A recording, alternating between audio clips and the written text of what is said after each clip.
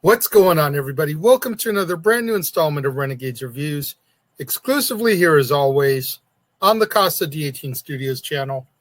I, of course, am your host, the Renegade J.J. Williams, and today we slide backwards in time release-wise just a little bit, back to 2008, and we're going to discuss the film that actually takes place kind of around the same time as Iron Man 2 in the MCU timeline.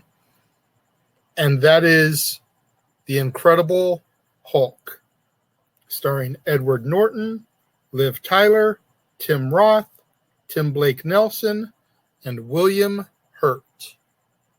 What's going on, everybody? Thank you for joining me here once again for another brand new installment of Renegades Reviews.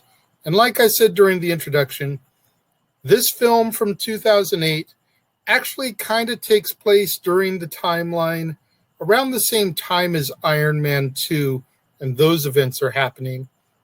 But it goes after Iron Man 2 in the timeline because of Tony Stark's appearance at the end in his consultant role, which is made official in Iron Man 2. But that's the ending.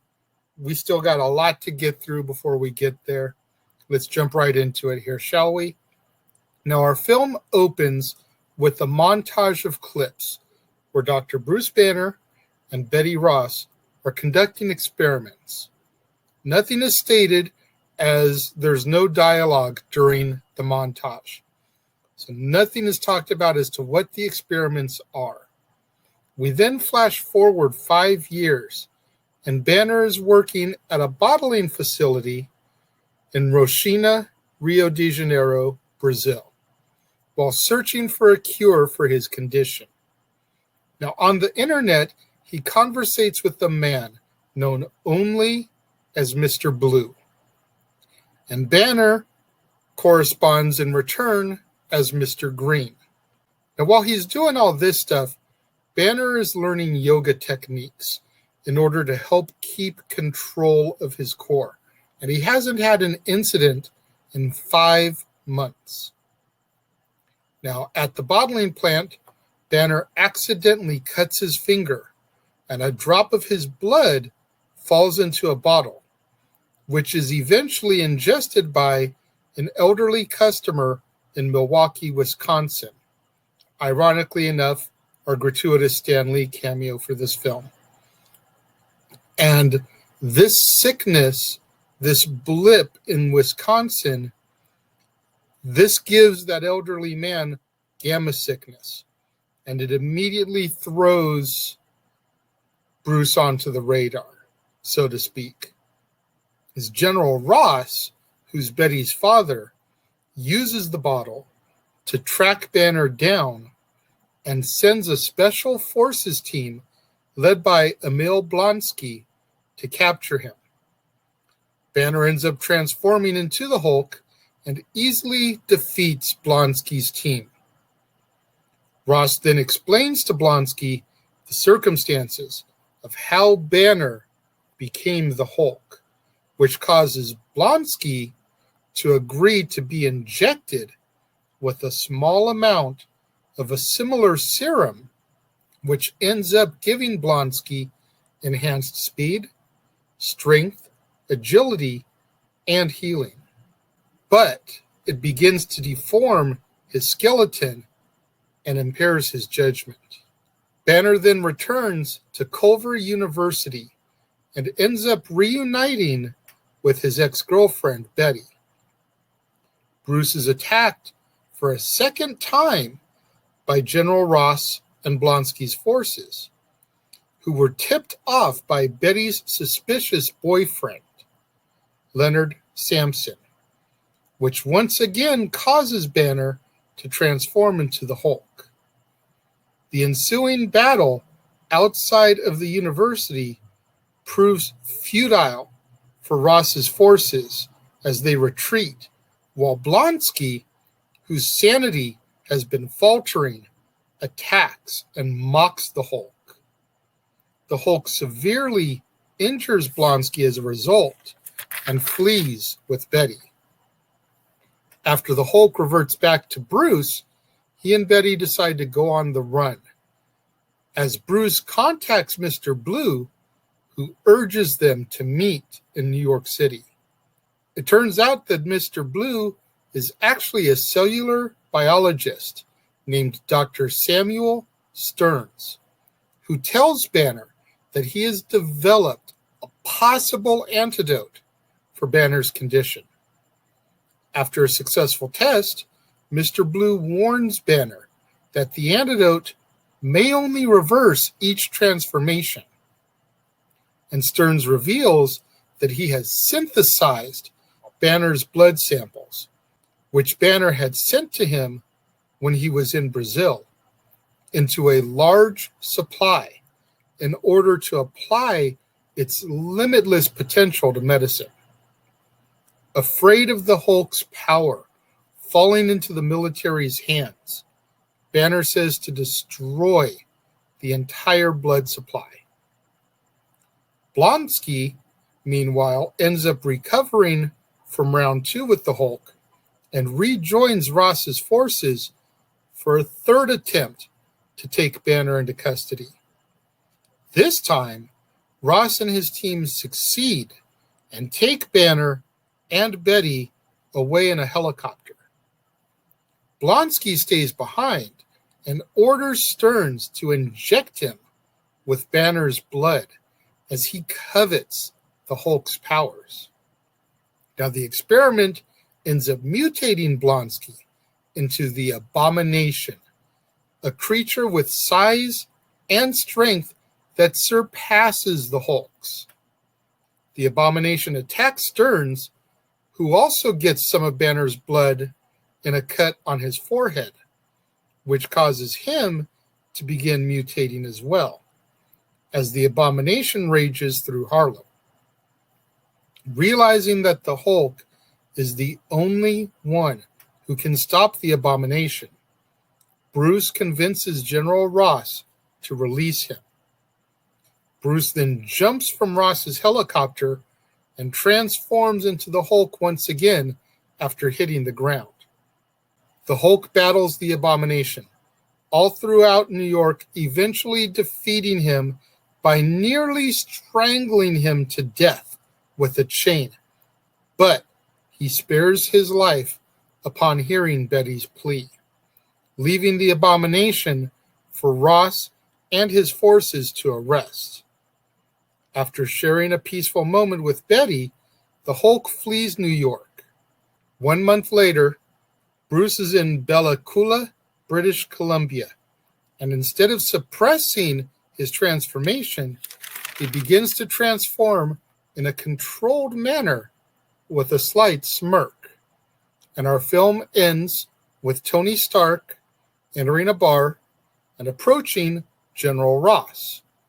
Stark, in his role as a SHIELD consultant, tells Ross that a team is being put together. Now, I touched on this a little bit when I covered the 2003 Eric Bana Hulk film a few days ago. The bulk of this film takes place 5 years later. So in my opinion, it is safe to presume that this is in fact a continuation of Eric Bana's version.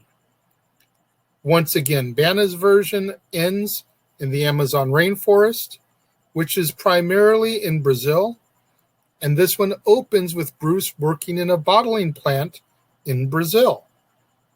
General Ross comments how Bruce is kept moving, crossing borders for 5 years. Bana's film was in 2003. This one is in 2008, both occurring in real time. And the montage in the beginning, like I said, there's no dialogue to really speak of to make clear what is happening. I personally have always assumed that the tests in the beginning were trying to cure Bruce, since he has had this monster within him for 5 years. They were trying to cure Bruce. Knowing what I know about the Hulk character, he's very much akin to Lon Chaney's Lawrence Talbot. He hates the fact that he has this curse, that he transforms from a man into a beast. In Talbot's case, from a man into a werewolf.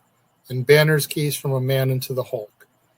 They both hate their curses, and they both try to do whatever they can to rid themselves of these curses. So I've always assumed that montage in the beginning was Bruce trying to cure himself. And when he realized it couldn't happen, he flew under the radar. Just my 2 cents. What do you guys think about it? Is this the sequel to the Eric Bana film, or is it a complete reboot? Let me know. Leave your thoughts in the comments. If you're watching the premiere, leave your thoughts over here. If you're watching on demand later in the day, leave your thoughts down here. But that's just my thought of it.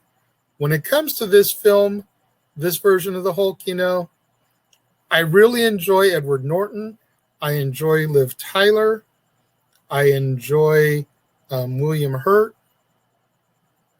Honestly, though, I wish they had gotten Jennifer Connelly and Sam Elliott back. No disrespect to Liv Tyler or William Hurt. But I liked Jennifer Connelly's Betty Ross a little bit better. And Sam Elliott is just awesome. I'm sorry. That mustache needs to go into the Hall of Fame on its own. That Sam Elliott's mustache needs its own star on the Hollywood Walk of Fame. Legit. But I always liked his General Ross better than William Hurt's. Again, just my 2 cents. What do you guys think? When it comes to this film, I give this Hulk 4 out of 5 stars. Again, a lot of people crap on this film, but I really enjoy this take on it. And yes, obviously, this is the official MCU Hulk, which would then become Mark Ruffalo in the Avengers. And then William Hurt would come back later on in Civil War. But I think the Hulk's movies are honestly really underappreciated. So 4 out of 5 stars for me for The Incredible Hulk. Make sure you guys get out there on social media. Get those hashtags trending for me. Hashtag Casa D18 Studios. Hashtag Renegades Reviews. Hashtag Renegade Returns. And of course, the ever popular hashtag Shenanigans. We interrupt this episode of Renegades Reviews for an important announcement about merchandising. Merchandising? What's that? Merchandising. Come, I'll show you. Merchandising, where the real money's made. Make sure you go over to teespring.com/stores/Jeff Meacham Network for all the t-shirts you see here from the West Coast professor, Jeff Meacham himself. You can get shirts for the Jeff Meacham Network, Talk Wrestling, as well as the red and gold Meachamania shirts. And while you're there, don't forget to get your shirts of the Casa D18 Studios Brotherhood, the Dads on Wrestling shirt, the Renegade JJ Williams, Statboy Sports Bar, and the hashtag StatBoyApproved shirt. Make sure you go over to teespring.com/stores/Jeff Meacham Network and score your shirts today. Make sure you guys get out there. Do what that commercial just told you. Go to teespring.com/stores/Jeff Meacham Network for all the official merchandise of the Casa D18 Studios Brotherhood. Get you your Renegade JJ Williams shirt, Dad's Not Always on Wrestling, Statboy Sports Bar, hashtag StatBoyApproved, hashtag Shenanigans.